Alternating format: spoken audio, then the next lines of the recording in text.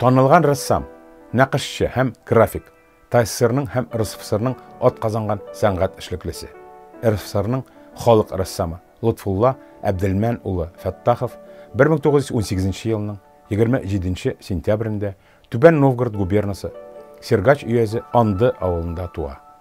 Яшьли ятим кала, әтисе Әбделмән гражданнар сугышында һәлак була. Әнисе Шаһидә 1926 елга ачлыкта үлеп, 4 ир бала авыл халкы тәрбиясенә кала. 1931 елда 13 яшьлек Лотфулла җәяүләп Казанга чыгып китә.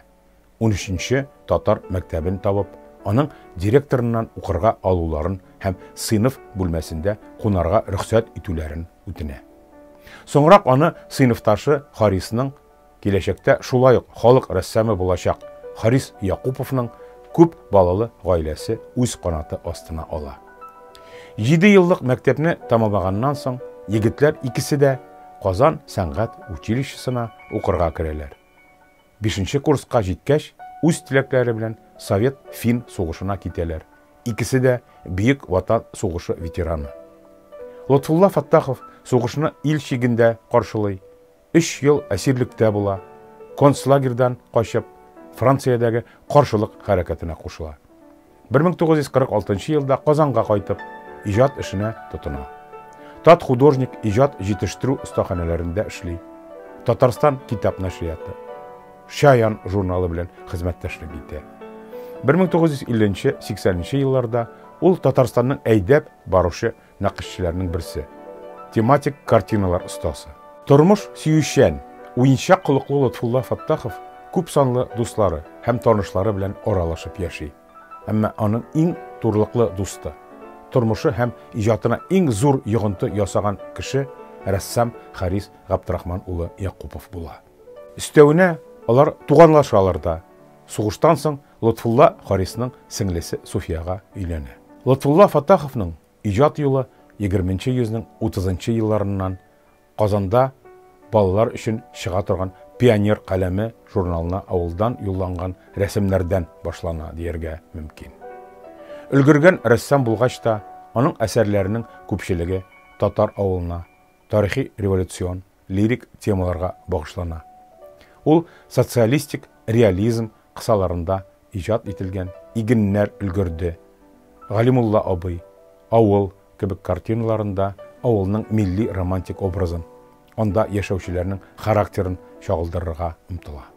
Лотфулла Фаттаховның графика мирасы татар язучыларыннан Кави Нәҗминең Язгы җилләр, Гомәр Башировның Намус, Габдрахман Абсалямовның Ак төннәр, Гариф Ахуновның Хәзинә һәм башка әсәрләргә, шулай Алишер Наваиның Фәрхат вә Ширин поэмасына, Лев Толстойның Хаҗи Мурат повестина. Рәссам балалар юморы жанрында булышчы, җанатарлар, әни күрмәгәндә картиналарын яза.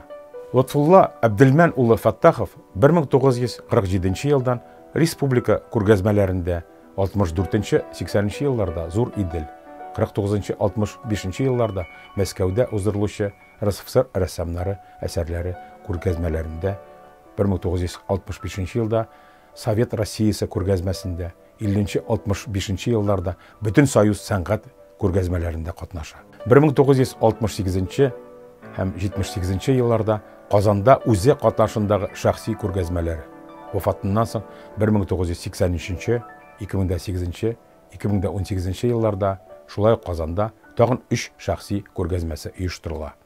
Әсәрләре Татарстан Республикасы Дәүләт сынлы сәнгать музее, Татарстан Республикасы Милли музее, Мәскәүдәге Дәүләт шәрык халыклары сәнгате музеенда, Шабаксар шәһәрендәге Чуваш сәнгать галереясында һәм башка музейларда, шулай ук шәхси кулларда саклана.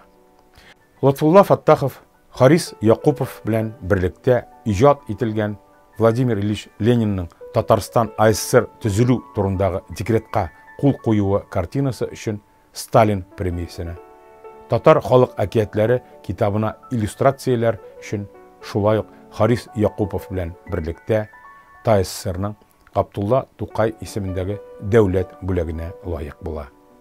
Хезмәт Кызыл байрагы ордены белән бүләкләнә. Лутфулла Фаттахов 1981 елның 17 июнендә Казанда вафат була.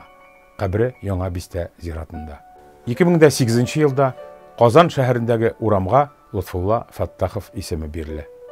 Татарстан Республикасы Дәүләт сынлы сәнгать музееның заманча сәнгать галереясы бинасына мемориаль такта куела.